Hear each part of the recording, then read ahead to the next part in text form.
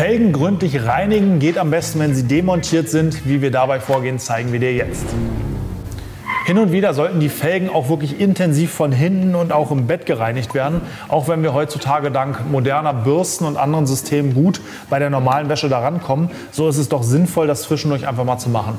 Wer seine Felgen regelmäßig pflegt, der kommt mit dem Saisonwechsel aus. Also wenn auf Winter, von Winter auf Sommer oder andersrum gewechselt wird, reicht es meistens aus, wenn man die Felgen runternimmt und dann intensiv sauber macht. Wer sehr viel fährt, nicht so regelmäßig pflegt oder einfach eine große Bremsscheibe oder eine ungünstig gelegene Bremsbacke hat und nicht gut rankommt, kann das auch gerne öfter machen. Dafür braucht man nicht unbedingt eine Hebebühne, es reicht auch ein Wagenheber, um die Felge intensiv zu reinigen.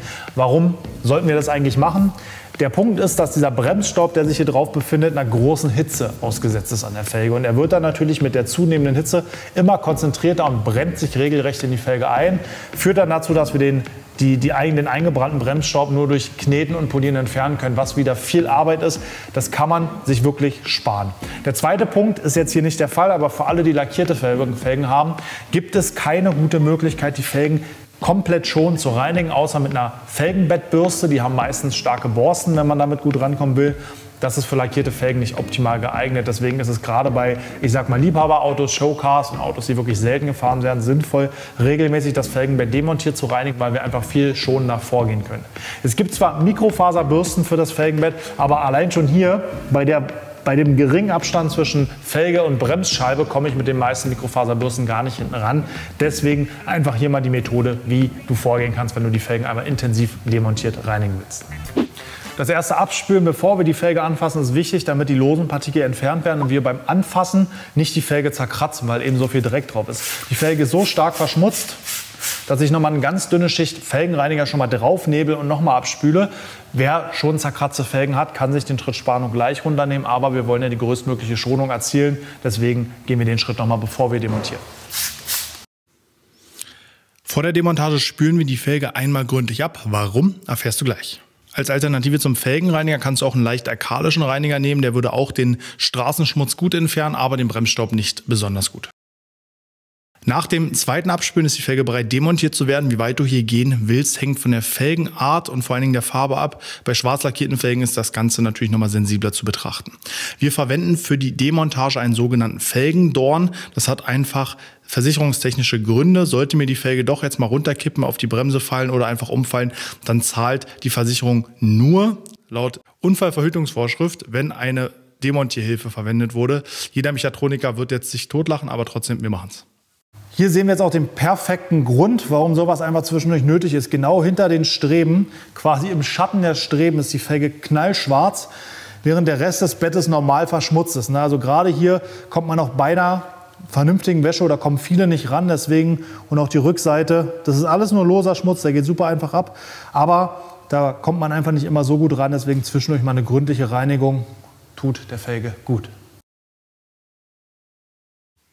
Wir spannen unsere Felge auf ein Felgendrehgerät, auf einen Felgenständer. Bevor die ganzen Fragen in den Kommentaren kommen, das hier war mal ein Prototyp, den gibt es nicht mehr. Wir verlinken euch unten ein alternatives Modell. Leider gibt es keinen mit einer Arretiermöglichkeit. Das heißt, die Hochdruckreinigung würde ich immer auf dem Boden durchführen. Da bitte besonders aufpassen, dass die Felge nicht runterfällt. Wir verwenden jetzt nochmal eine kräftige Ladung Felgenreiniger. Hier ist wirklich zählt wirklich mehr ist mehr, weil der Felgenreiniger kann nur dort reinigen, wo er auch wirken kann. Das heißt, wo er Kontakt zum Dreck hat. Je nach Felgenreiniger warten wir jetzt 1 bis vielleicht 5 Minuten. Das steht immer auf der Packung. Dann hat der Reaktor sozusagen, nee, nicht der Reaktor, der Wirkindikator, wie er gerne beschrieben wird, zeigt an, dass er lila bis schwarz wird und dann können wir einmal abspülen. Auch hier gehe ich nicht direkt mit Pinsel und Co. ran, weil ja immer noch Bremsstaub auf der Felge ist und ich möchte, dass dieser meine Felge zerkratzt. Also erstmal alles runterspülen und du wirst gleich sehen, die Felge sieht danach schon fast sauber aus. Wir sprühen auch die Radbolzen und das Felgenschloss ein, machen alles gründlich sauber, genauso wie den Narbendeckel und waschen dann die Felge mit ganz normal Shampoo, also Autoshampoo im Eimer und hier in dem Fall mit so einem Zottelhandschuh gründlich einmal ab. Du kannst ja auch einen Pinsel oder eine Felgenbürste oder einen 5-Finger-Handschuh oder ein Mikrofasertuch, was auch immer nehmen. Nimm das, womit du gut rankommst und was für deine Felge passt. Für Details wie zum Beispiel das Ventil und die Radbolzenlöcher verwende ich ganz gerne mal einen Pinsel. Da kommt man einfach nochmal besser in die Ecken und die Kanten rein. Gehe hier auch nochmal die Kanten ab, um halt wirklich gründlich die Felgenfront zu reinigen. Auch der Reifen gehört zu einer gepflegten Erscheinung dazu. Ich nehme eine Reifenbürste, also eine harte Bürste, passe dabei auf, dass ich nicht an die Felge selber komme und reinige die Reifenflanke gründlich. Nun kommt der eigentliche Grund für die Demontage. Wir wollen uns ums Bett kümmern und auch hier ist der große Vorteil, wir müssen nicht mit irgendwelchen Bürsten rumhantieren, sondern können einfach mit unserem Mikrofaserhandschuh das Bett inklusive die Speichen von innen reinigen. Aber auch hier nehme ich nochmal den Pinsel zur Unterstützung für die filigranen Bereiche, für die Schriftzüge auf der Rückseite der Speichen und für die Kante an der Reifenflanke sozusagen, beziehungsweise an der Felgenaußenseite. Und auch unsere Radbolzen wollen gedetailed werden, also auch hier einmal im Wascheimer einmal ausspülen, abpinseln oder im Mikrofaserhandschuh reinigen und am Ende dann mit klarem Wasser nachspülen. Ein weiterer Vorteil der demontierten Reinigung ist, dass wir nicht so viel Felgenreiniger im Bremsenbereich haben. Um die Bremsbacken, kennt ihr ja, läuft dann immer noch mal raus. Das kann man jetzt noch mal ein bisschen besser sauber machen. Natürlich kommt man dann noch besser ans Rathaus ran. Wie wir das sauber machen, haben wir schon mal in einem separaten Video gezeigt. Als letzten Schritt spülen wir einfach noch mal die Felge ab, kontrollieren die Felge noch mal, ob irgendwo noch Schmutz verblieben ist, ob wir vielleicht noch mal kneten müssen oder am Ende sogar polieren. Ich glaube aber, das Vorher-Nachher-Ergebnis spricht hier wirklich für sich. Man sieht leider, die Felge hat ein paar Steinschläge schon abbekommen. Aber obwohl sie so extrem verschmutzt war, konnte man sie noch gut reinigen. Wir spülen sie jetzt mal ab und zeigen dir dann nochmal die fertige Felge. Und nun kommt das hoffentlich letzte Abspülen. Wir checken die Felge am Ende nochmal, ob alles sauber ist. Wenn das der Fall ist, sind wir damit fertig. Aber erstmal spülen wir mit einem weichen Strahl ohne Hochdruck ab. Das macht sich deutlich leichter, gerade aus den Radbolzen und diesen kleinen Löchern den Schaum wieder rauszuspülen.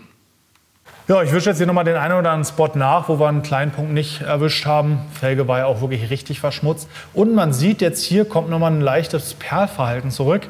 War vorher überhaupt nicht zu erkennen, auch nach dem ersten Abkehrchen war es faktisch tot. Also haben wir jetzt hier nochmal eine kleine Restfelgenversiegelung reaktiviert, aber wir haben ja gesehen, die Funktion war nicht mehr gegeben. Das heißt, es ist auch an der Zeit, neu zu versiegeln. Und wie man das auch außerhalb einer Keramik machen kann, ganz schnell, kommt dann auch im nächsten Video. Zu guter Letzt trocknen wir die Felge noch. Das macht sich, natürlich macht das nur Sinn, wenn das Auto schon gewaschen ist. Sollte das Auto jetzt danach noch gewaschen werden, dann können wir die Felge auch montieren, bevor wir die Felge trocknen und trocknen sie am Ende mit dem Fahrzeug zusammen.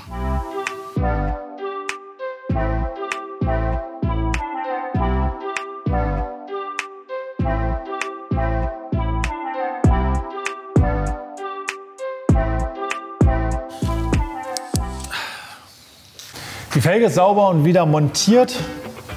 So doch relativ schnell kannst du gründlich deine Felgen reinigen. Wie gesagt, war nicht empfehle, habe ich schon dazu gesagt. Jetzt ist die Felge wieder bereit für die nächsten Kilometer. Es macht natürlich Sinn, eine so gereinigte Felge auch zu versiegeln.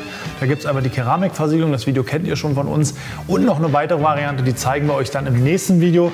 Ich würde sagen, reicht mir für die Felge. Ich mache jetzt Feierabend. Viel Spaß beim Nachmachen. Bis zum nächsten Mal und hau rein.